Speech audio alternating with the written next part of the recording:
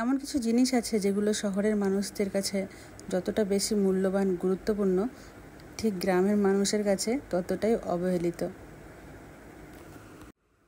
কেন বললাম এই কথাটা না হয় ভিডিও শেষেই বলবো। নমস্কার দর্শক বন্ধুরা, আমি দেবযানী আমার নতুন আরও একটি ব্লগে আপনাদের আবারও স্বাগত জানাই। আশা করছি সবাই ভালো আছেন, সুস্থ আছেন। সকাল থেকেই আজকের ব্লগটা শুরু করলাম। সকালবেলা স্নান করে পুজো দিয়ে ঠাকুর ঘর থেকে বেরিয়ে 1 কাপ চা নেব। এবার এখন সকাল 6টা বাজে। তাড়াতাড়ি চা খেয়ে ঋদ্ধিকে সাথে ওর বন্ধুদেরও পড়তে বসাতে হবে। চলে এলাম রান্নাঘরে, তাই একটু সকাল সকাল আদা চা বানাবো। এই বর্ষায় একটু আদা চা পেলে কিন্তু মন্দ হয় না। ঋদ্ধির বাবা অবশ্য চিনি খায় না, তাই তারটা চিনি ছাড়া করে আমি আবার চিনি দিয়ে কিছু সময় ফুটিয়ে নামিয়ে নেব। এত সকালে অন্য কিছু খেতে ইচ্ছে হয় না। উঠেছি আরও 1.5 ঘন্টা আগে। 1 গ্লাস জল খেয়ে এত সময় ছিলাম। অল্প অল্প খিদেও পেয়েছে, তাই ভাবলাম ছোলা, বাদাম, বিস্কিট এগুলোই চায়ের সাথে নেব। ঋদ্ধিও উঠে গেছিলো, ওকেও খাইয়ে দিলাম সাথে সাথে। অন্যদিন ছোলার সাথে বাদামের সাথে মুড়ি খায়, তবে আজ খেতে চাইলো না। এখন সকাল 6:30। বাচ্চাগুলোও চলে এসেছে পড়তে। ঋদ্ধিও বসে পড়েছে ওদের সাথে পড়াশোনা করতে। সামনেই পরীক্ষা, চলছে তারই প্রস্তুতি। আমাকেও তাড়াতাড়ি পড়িয়ে নিয়ে চলে যেতে হবে রান্নাঘরে। আজ একটু পান্তা ভাত খাবো। গতকাল রাতে অনেকগুলো ভাত বেঁচে গেছিলো। ভাবলাম পেঁয়াজের লাচ্ছা বানাই, সাথে একটু আলু সেদ্ধ দিই। পেঁয়াজের লাচ্ছাটা কিভাবে বানালাম সেটাই আপনাদের সাথে কিন্তু আজ শেয়ার করব। একটু মোটা মোটা করে পেঁয়াজগুলো কাটতে হবে। আমি আবার একটু ভর্তা বা যে কোনো মাখাতে কিন্তু বিট নুন ব্যবহার করি। বিট নুন দিলে স্বাদটা বেশ ভালো আসে। লঙ্কা ভাজাটা আগেই করে রাখা ছিল। মেদিনীপুরের লোকেরা এই লঙ্কা ভাজাটা কিন্তু প্রত্যেক বাড়িতেই করে রাখে। প্রচলিত নাম অনুসারে এই লঙ্কা ভাজার নাম আছে তেল লঙ্কা। একটা ছোট্ট বাটিতে করে রান্নার পরে কাঠের উনুনে যে অল্প অল্প আগুন থাকে সেই বাটিটা কাঠের উনুনে দিয়ে দেওয়া হয়, সাথে টুকরো করে রাখা লঙ্কা আর সরষের তেল। ওই কম আগুনে তেলের মধ্যে লঙ্কাটা ফুটে ফুটে ভাজা হতে থাকে। আমার কিন্তু পেঁয়াজ মাখাটা হয়ে গেছে, আর এই যে দিয়ে দিলাম লেবুর রস। এটাকে আবার অনেকে পেঁয়াজ ভর্তা, পেঁয়াজের লাচ্ছা বলে থাকে। গরম ভাতের সাথে, পান্তা ভাতের সাথে কিংবা মুড়ির সাথে এরকম পেঁয়াজের লাচ্ছা বা পেঁয়াজের ভর্তা বা পেঁয়াজ মাখা খেতে কিন্তু ভালোই লাগে। তবে আমি এখানে সব পেঁয়াজটা শুধুই খাবো না, কিছুটা আলুর সাথেও মেখে নিয়েছি। আজ অনেক দিন পর পান্তা ভাত খাচ্ছি, তাই ভাবলাম একটু সাজিয়ে গুছিয়ে নিই। এখানে পেঁয়াজের ভর্তাও ছিল, সাথে আলু মাখা, আর এই যে পান্তা ভাতটা বেশ লাল লাল করেই মেখেছিলাম, অনেকটা লঙ্কা দিয়ে ঝাল ঝাল করে। আজ সকালের খাবার দাবারে করেছিলাম সজনে শাক আর নোটে শাক একসাথে মিশে ভাজা। আর এই ভাজিটা খেতে কিন্তু ভীষণ ভালো লাগে গরম গরম ভাতে কিংবা পান্তা ভাতে। হ্যাঁ, পান্তা ভাতে শাক ভাজা, এটা কিন্তু আমি এখান থেকেই শিখেছি। তবে যে কোনো শাক না, শুশনি শাক কিন্তু বেশি ভালো লাগে। আর এই যে পেঁপে, আলু, সয়াবিন দিয়ে একটা স্বাস্থ্যকর ঝোল করেছি। আর এই ঝোলটা খেতেও কিন্তু অপূর্ব হয়। আদা, রসুন, পেঁয়াজ, টমেটো সবই দিয়েছি, কিন্তু স্বাস্থ্যকর এই কারণেই বললাম যে খুব কম তেলে এই রান্নাটা করেছি। ঋদ্ধি স্কুল যাবে, তাই ওর খাবারটা বেড়ে নিলাম, ওকে খাইয়ে দেবো এই সময়টা।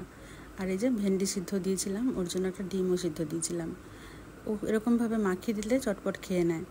আর ও এখন স্কুল যাবে বলে তাড়াহুড়াও থাকে, তাই একা হাতে আর খেতে দিই না। ঋদ্ধি রেডি হয়ে গেছে, বাগান থেকে নিত্যদিন ও ফুল নিয়ে স্যারেদের দেবে, এটাই হচ্ছে ওর রোজ কাজ। আর এই যে ফুল তুলে নিয়েছে, এখন বেরিয়ে যাচ্ছে স্কুলের উদ্দেশ্যে। কাছেই স্কুল, এখন 10টা বাজে। ফার্স্ট বেঞ্চে বসবে, এটাই হচ্ছে ওর অঙ্গীকার। তাই সকাল সকালই রান্না করে খাইয়ে বের করে দিতে হয়।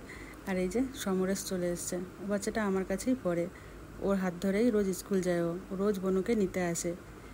ভাই বোনের এত ভালোবাসা দেখে আমিও মাঝে মাঝে মুগ্ধ হয়ে যাই। সমরেশের আরও 2টো দিদি আছে, ওরাও ভীষণ ভালো।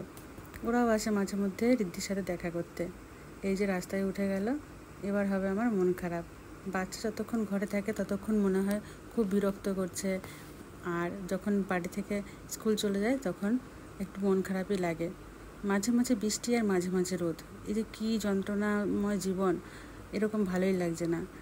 উপরে অনেক জ্বালানি শুকনো করার জন্য শাশুড়ি মা দিয়েছিল, সেগুলো একা বইতে পারবে না, তাই আমি চলে এসেছি কিছুটা সাহায্য করার জন্য। খেয়ে দিয়ে স্নান টান সেরে সবার খাওয়া দাওয়া কমপ্লিট হওয়ার পর গেলাম একটু বাগানে ঘুরতে।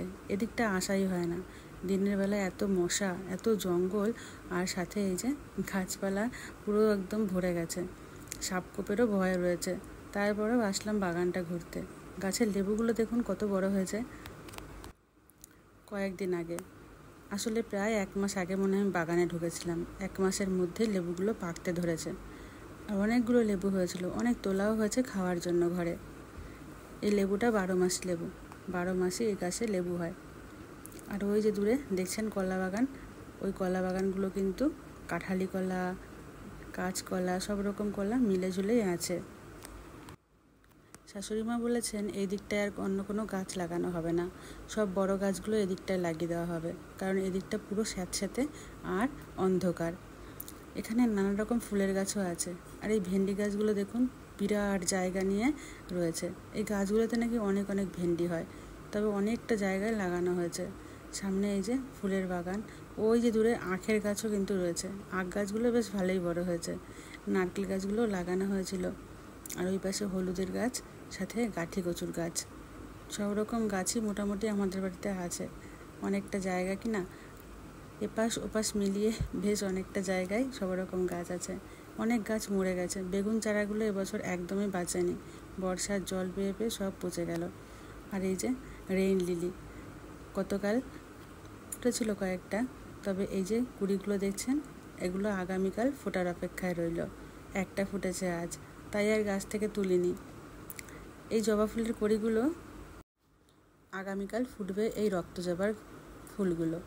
অনেক ফুল ফোটে এই গাছটায়, সামনে বলে অনেক রোদও পায়, আর অনেক পরিমাণ জলও দেওয়া হয় গাছটাতে। ফুল ফোটেও অনেক, এক একদিন তো আবার 30-40টা করেও ফুল ফোটে। এই গন্ধরাজ ফুল গাছটায় এখন আর ফুল নেই। এক এক সময় এত ফুল হয়, আবার কোথাও যেন হারিয়ে যায়। আজ এই পর্তুলিকাগুলো ফুটেছে, তবে অনেকগুলো পচেও গেছে, ফুলগুলো বড়ই হতে পারছে না। এপাশেও আছে এই রেন লিলিগুলো, আগামীকাল অনেক পরিমাণ ফুটবে, পুরো কুড়িতে ভরে গেছে গাছটা। বর্ষার জন্য অন্য অন্য গাছগুলোতে ফুল না থাকলেও এই রেন লিলিগুলো কিন্তু পুরো বাগান মাতিয়ে রাখে। আর এই ভেন্ডিগুলো, এগুলো আগামীকাল তোলা হবে। আজ অনেকগুলো ভেন্ডি উঠেছে, সব ভাতে সেদ্ধ দেওয়া হয়েছে। সেদ্ধ খেতে ভেন্ডি কিন্তু ভালোই লাগে। আর এই বড় বড় যে ভেন্ডিগুলো আগামীকাল তুলে রান্না করব ভাবছি। অনেক দিন ভেন্ডি শুক্তো খাই না, ভাবছি আগামীকাল ভেন্ডি শুক্তোই বানাবো। তিতা পাতা দিয়ে এই ভেন্ডি শুক্তো কিন্তু বেশ ভালো লাগে গরম গরম ভাতের সাথে। অনেক ফুল আছে ভেন্ডি গাছটায়, আরও হয়তো হবে। বর্ষার জন্য কোনো কিছুই যেন থাকছে না, সব যেন পছন্দ হয়ে গেছে। আর এই যে বেল গাছটা দেখছেন, এবছর প্রায় 500 থেকে 600 বেল হয়েছিল। আর এই যে এবারে কিন্তু গোটা 100ও হবে না, তবে সাইজে অনেক বড় হয়েছে। সাইজে বড় হওয়ার জন্যই মনে হয় বেলের সংখ্যা কমে গেছে, জানা নেই, এটাই বলে সবাই। বেল গাছটা বাড়ির সামনেই রয়েছে। আকাশটা এখনও থমথমে, উড়ন্ত মেঘ ঘুরেই চলেছে, কখন যেন আবার বৃষ্টি নেমে যায়। ঋদ্ধিকে আবার স্কুলে খাওয়াতে যেতে হবে। টিফিন টাইমে না গেলে ওর মনটাও খারাপ লাগে, আর আমিও ঘরে থাকতে পারি না।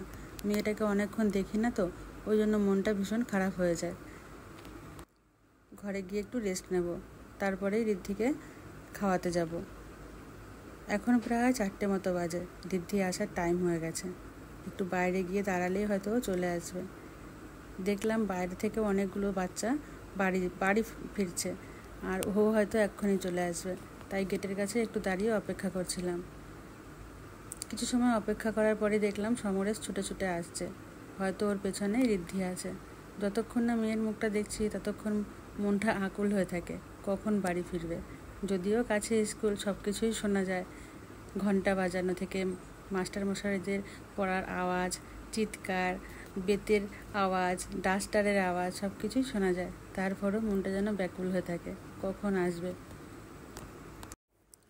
ঋদ্ধি এখন প্রচণ্ড দুষ্টু, এই বয়সটাই হয়তো এমন, তারপরেও মাঝে মধ্যে রেগে যাই, হয়তো 2-1টা মারধরও দিয়ে দিই। আর এই যে বাড়ি এসেই দুষ্টুমি শুরু। স্কুলে কি ঘটেছে না ঘটেছে সেই সব গল্পগুজব। এখন 4টে বাজে, অল্প অল্প খিদে পেয়ে গেছে, অনেক সকালে খাওয়া হয়েছিল। আর এই যে এখন খাবো নারকেল দিয়ে মুড়ি, অনেক দিন খাইনি।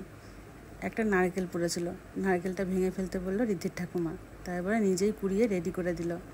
এখন সবাই নারকেল দিয়ে মুড়ি খাবো। রিদ্ধি আর আমি একসাথে মুড়ি নিয়ে নিলাম, নারকেল, মুড়ি আর সামান্য চিনি। অনেক দিন খাইনি। বিয়ের আগে প্রচুর নারকেল খেতাম, বাড়িতে অনেকগুলো নারকেল গাছ ছিল, তবে এখানেও আছে, কিন্তু খাওয়া হয় না সময়ের অভাবে। রিদ্ধিও দেখলাম আমার মতোই নারকেল মুড়ি খেতে ভীষণ পছন্দ করে, নারকেল তো ওর ফেভারিট, পারলে আধমালা নারকেলও একাই খেয়ে নেয়, এরকম আর কি। যথারীতি মাখিয়ে মা মেয়ে এই নারকেল মুড়িটা খেলাম।